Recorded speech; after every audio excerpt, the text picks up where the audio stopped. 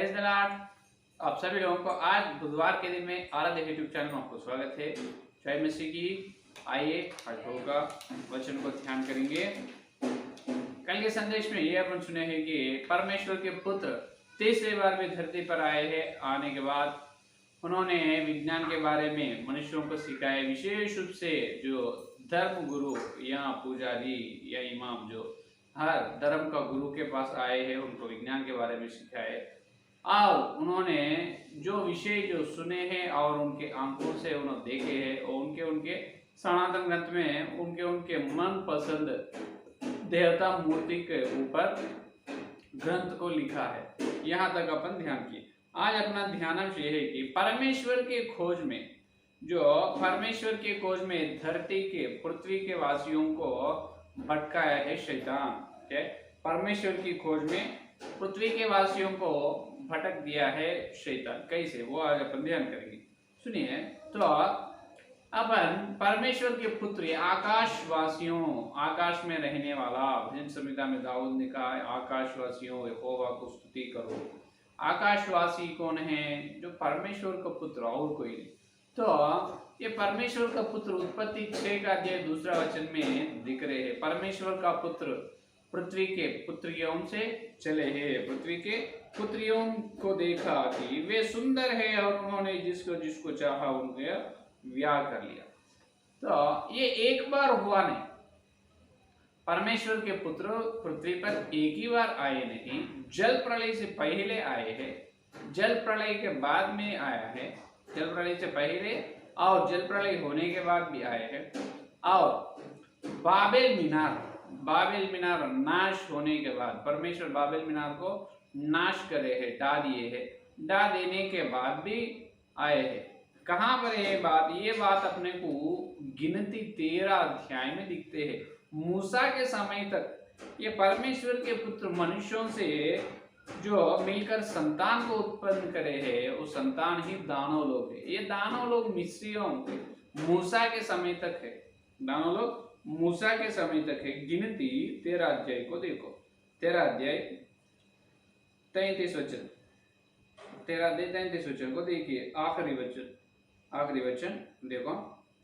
फिर हमने वहां नफीलियों को अर्थात नफीली जाति वाले अनाकियों वंशों को देखा और हम अपनी दृष्टि में तो उनके सामने टिड्डे के समान दिखाई पड़ते थे और ऐसे ही उनकी दृष्टि में मालूम पड़ते थे। ये देखो यहाँ पर नफीली का मतलब दानव लोग। कहाँ पर देखे इन्होंने? जो यहाँ पर मूसा ने 12 गोत्र के प्रधान लोगों को कानान को देखने के लिए भेजा है। भेजने जब ये वापस आकर 40 दिन उन्होंने कानान धरती को, कानान देश को देखा है।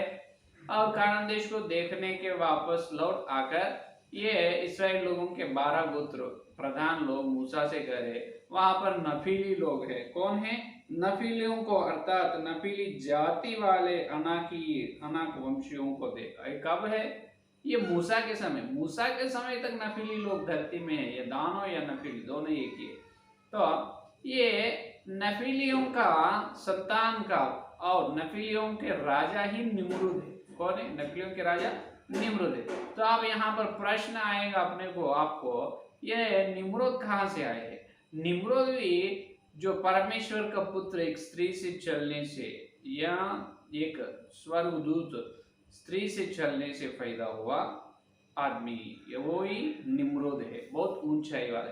तो निम्रुद कब है? जल प्रलय से पहले तो नहीं, जल प्रलय के बाद। अगर जल प्रलय से पहले निम्रुद हो तो जल प्रलय में उन्होंने नाश होना था, लेकिन उन्होंने नहीं। जल प्रलय होने के बाद निम्रुद पैदा हुआ है। ये निम्रुद कौन है? लूसीफर का एकलौता बेटा है। लूसीफर एक स्त्री से चलते हैं, सुंदर स्त्री से जब पैदा हुआ है निम्रुद। ये निम्रुद भी दानव या नफीली लोग हैं। 70 फीट की ऊंचाई, 70 फीट ऊंचे है निम्रुद। तो अभी यहाँ पर आपको प्रश्न ये आएगा कि ये जल प्रलय से पहले नफीली लोग है तो जल प्रलय में नाश होना, जल प्रलय होने के बाद भी नफीली लोग कैसे आए हैं? तो क्यों नाश नहीं हुआ? सब तो जानवर, पशु पक्षी सबको परमेश्वर नाश करे है, सबको ढा दिए है, तो सबको मिटा दिए है। तो अभी जल प्रलय होने के बाद नफीली लोग कहाँ से आए और ये लोग और कैसे पैदा हुआ और ये जल प्रलय होने के बाद निम्रुद कैसे पैदा हुआ है, यहाँ पर ये आपको प्रश्न आएगा। तो इससे पहले हर दिन मैं आपको बता रहा है कि परमेश्वर के पुत्र एक ही बार धरती पर नहीं आए, एक ही बार पृथ्वी में नहीं है, बार बार उन्होंने आते रहे, बार बार परमेश्वर के पुत्र पृथ्वी में आ रहे हैं और जा रहे हैं, उनकी सृष्टि से यहाँ पर आ रहे हैं और वापस उनकी सृष्टि में चल रहे, आ रहे जाए, आना जाना लगातार हो चुका है। क्या हो चुका है? लगातार बार बार आ रहे हैं परमेश्वर के पुत्र, मालूम है। तो आप कैसे बोल सकते हैं? ऐसा बोल सकते हैं कि परमेश्वर के खिलाफ, परमेश्वर के विरुद्ध पहले जंग कौन किया है?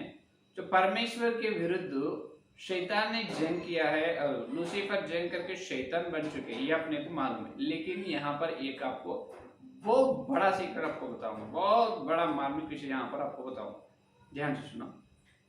शैतान या लूसीफर से पहले सबको ये मालूम है कि लूसीफर परमेश्वर के विरोध युद्ध जंग करके गिर चुका है, ये तो सबको मालूम है। लेकिन लूसीफर से पहले ही बहुत सारे परमेश्वर के पुत्र परमेश्वर के विरोध पाप करके गिर गए, ये है असली विषय। लूसीफर से पहले ही बहुत बहुत बहुत परमेश्वर के पुत्र परमेश्वर के विरोध पाप करके गिर चुके हैं, ये है असली बात। लूसीफर पहला व्यक्ति नहीं, लूसीफर से पहले बहुत परमेश्वर के पुत्र ऐसा ही परमेश्वर के विरोध, परमेश्वर की आज्ञा को इनकार करके ना मानकर क्या हुआ है, उन्होंने गिर चुका है। ये कहाँ पर है? ये तो आपको मालूम पड़ना है तो यशायाह का ग्रंथ में आ जाना है। यशायाह का ग्रंथ 14 अध्याय में आप देख सकते हैं। देखो यशायाह का ग्रंथ 14 अध्याय 9 और 10 का वचन देखो, 9 का वचन और 10 का वचन में देखो, पाताल के नीचे अधोलोक में तुझसे मिलने के लिए हलचल हो रही है, वह तेरे लिए मुर्दों को अर्थात पृथ्वी के सब सरदारों को जगाता है और वह जाति जाति से सब राजाओं को उनके सिंहासन पर से उठा खड़ा करता है। वे सब तुझसे कहेंगे, क्या तू भी हमारे समान निर्बल हो गया है? क्या तू हमारे समान ही बन गया? ये देखिए, लूसीफर शैतान बने हैं। लूसीफर परमेश्वर के विरोध जंग करने के बाद परमेश्वर ने उनको अधोलोक में भेज दिया। अधोलोक में लूसीफर चलते चलते खुद वहां पर अधोलोक में इनसे लूसीफर से पहले कुछ लोग हैं, उन्होंने लूसीफर को स्वागत कर, कहां पर? ये अधोलोक में।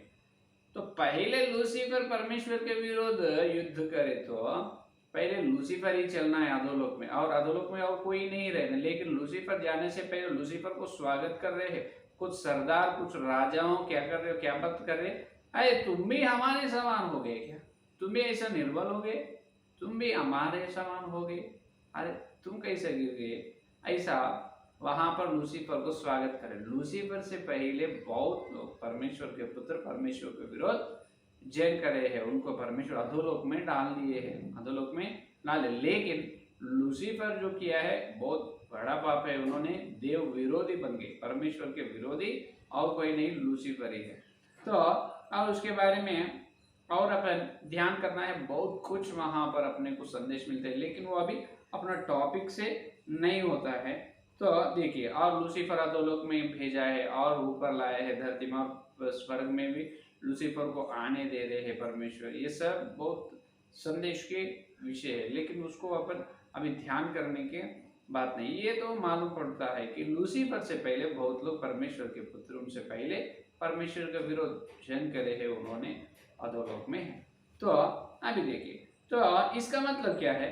जो परमेश्वर के पुत्र कुछ लोग हैं, कुछ लोग परमेश्वर के पुत्र में उन्होंने परमेश्वर के विरोध पाप करना, अधोलोक में जाना, पाप करना, अधोलोक में चले जाना, ये तो उनको आदत हो चुका है, कुछ लोगों को आदत हो चुका है। तो इसका मतलब क्या है? बार बार परमेश्वर के पुत्र गिर जा रहे हैं, चूक जा रहे हैं, परमेश्वर के पुत्र चूक जा रहे हैं। उसी प्रकार जल प्रलय से पहले परमेश्वर के पुत्र पृथ्वी पर आए हैं, पाप करे हैं, दानव लोग पैदा हुए, और जल प्रलय होने के बाद जैसा जल प्रलय से पहले हुआ है उसी प्रकार जल प्रलय होने के बाद भी हुआ। जल प्रलय होने के बाद फिर से परमेश्वर का पुत्र पृथ्वी पर आए हैं, जब और शपथ रखा है परमेश्वर, और कभी भी मैं पृथ्वी की मानव जाति को, मनुष्यों को और जानवरों को कभी भी मैं नाश नहीं करूंगा। ये शैतान को अच्छा लगा है। और दूसरे बार और उन्होंने, शैतान ने परमेश्वर के पुत्रों को और पृथ्वी पर लाए हैं। फिर उन्होंने सुंदर सुंदर स्त्रियों के साथ चले हैं, ब्याह कर लिए हैं, फिर नकली लोग पैदा हो। उसी समय लूसीफर भी एक सुंदर स्त्री से चलने से पैदा हुआ है, निम्रोद। और तीसरे भाई, ये तो जल प्रलय होने के बाद, तो ये सब लोग दानव लोग इकट्ठा हुआ, उनको राजा बने निम्रोद, और बाबेल मीनार बनाए। वहां पर बाबेल निर्माण का निर्माण होने के बाद वो वहां पर मेल्किसेदेक राजा आते हैं, उसको डाल देते हैं, उसको नाश कर देते हैं, मिटा देते हैं। वहां से मानव जाति के लोग अलग अलग हो चुका है। तो यहाँ पर तीसरे बार मानव जाति के लोग विच्छिन्न होता है। हाँ, बाबेल मीनार के पास जो कुछ लोग एक भाषा, कुछ लोग एक भाषा, एक भाषा जितने लोग बात करते हैं वैसा अलग अलग हो चुके। और पहले के समय, वही समय बड़ी भीड़ों लाने से धरती 5 महाद्वीप बन जाते हैं। तो द्वीपों में अलग अलग देश, अलग अलग जगह पर लोग स्थिर हो जाते हैं। अब स्थिर होने के बाद तीसरे समय, अब तीसरा समय परमेश्वर को पुत्र धरती में आए। कितना समय भी? तीसरे समय। पहले जल प्रलय से पहले, जल प्रलय होने के बाद, और बाबेल मीनार का निर्माण हो गए और उसका नाश भी हो गए। बाबेल मीनार भी परमेश्वर खत्म करे, वहां से मानव जाति, वहां से मनुष्यों अलग अलग अलग अलग देश, अलग अलग जगह में चले जाने के बाद फिर से कौन आए हैं? परमेश्वर का पुत्र आए। तो आने के बाद ये परमेश्वर का पुत्र यहाँ आकाशवासियों ने मनुष्यों के पास आने के बाद सीधा से सीधा किन के पास गए मालूम? साधारण मनुष्य के पास नहीं। एक एक जब भी लोग परमेश्वर को खोज रहे हैं, तलाश कर रहे हैं, तलाश करते करते जब उनके उनकी भाषा बात करने वाला जाति जाति के लोग उनके उनके धर्म को बनाए हैं। जब तीसरे बार जो परमेश्वर का पुत्र धरती पर आने से पहले ही यही धरती पर अलग अलग धर्म है, अलग अलग धर्म। तो परमेश्वर का पुत्र किनके पास आए हैं? धर्म गुरु या धर्म प्रचारकों के पास आए हैं, साधारण मनुष्यों के पास नहीं। तो धर्म प्रचारकों के पास आकर क्या बताए हैं? विज्ञान के बारे में बताए। क्या बताए? विज्ञान के बारे में और आत्मिक विषय को, आत्मिक जीवन के बारे में कुछ बात उनको बताया है। तो यहाँ पर आपको और प्रश्न उठेगा, मन में आपको और प्रश्न आएगा, परमेश्वर के पुत्र साधारण मनुष्यों के पास नहीं गया, सिर्फ धर्म गुरुओं के पास क्यों गया है? ये और क्यों गया है? पहला प्रश्न। उनके पास जाने के बाद उनको क्या लाभ है? परमेश्वर के पुत्रों के धर्म गुरुओं के पास जाने से उनको क्या लाभ है? क्या लाभ है? ये दो प्रश्न आपके मन में उठेगा, तो उसका जवाब मैं दूंगा, सुनिए। तो जो प्राचीन मानव जाति में, प्राचीन जब भी नागरिकता मनुष्यों जो धरती में फैल रहे हैं, तो जब मनुष्यों के पास परमेश्वर के पुत्र आकर धर्म गुरुओं को चुन लिया है, धर्म गुरुओं से मिला है, उनके पास उनको क्यों मिला है? इसीलिए है कि जब मानव जाति के आरंभ में, वही प्राचीन काल में, जो थोड़ा बलवंत है, जो थोड़ा व्यक्ति बलवंत है, उन्होंने अधिकार चलाते थे, उसके नीचे सभी लोग, उनके बात सुनना, उसके नीचे सब गुलाम बनना जाता, गुलाम रहना पड़ता है। तो उसी समय धर्म गुरु के पास इसीलिए परमेश्वर के पुत्र गए। अगर एक राजा है, समझो, एक राजा के पास जाकर उनका विज्ञान सब, उनके पास जो अद्भुत मार्मिक विषय जो है वो बात पूरा और विज्ञान पूरा राजा को बताने से वो राजा क्या करते हैं? उनका राज्य का फैलाने के लिए उपयोग कर लेते, उनका राज्य का और बढ़ाने के लिए वो ज्ञान को या विज्ञान को उपयोग कर लेते। और कोई व्यापार करने, धंधा करने वाला है, तो व्यापार करने वालों के पास परमेश्वर का पुत्र चले तो उनको और विज्ञान या उनका सामर्थ्य बताने से आकाशवासियों, जब ये व्यापार करने वाला उनके व्यापार, उनकी धंधा में क्या कर लेते हैं? वो विज्ञान, ज्ञान को उपयोग कर लेते हैं, उनका व्यापार को और वृद्धि कर लेते हैं। तो इसीलिए इसीलिए क्या करे है? पुजारी या प्राइस्ट क्या है? धर्म गुरुओं के पास इसीलिए है कि प्राचीन काल में ज्ञान देने वाला और कोई नहीं, सिर्फ धर्म गुरु, धर्म प्रचारक लोग, धर्म को प्रचार करने वाला उन्होंने ही सिर्फ ज्ञान दे सकते हैं। क्या? मनुष्यों को ज्ञान दे सकते हैं और विज्ञान के बारे में कुछ बात बताते हैं। ज्ञान भी उन्हीं के पास है और किसी के पास ज्ञान नहीं।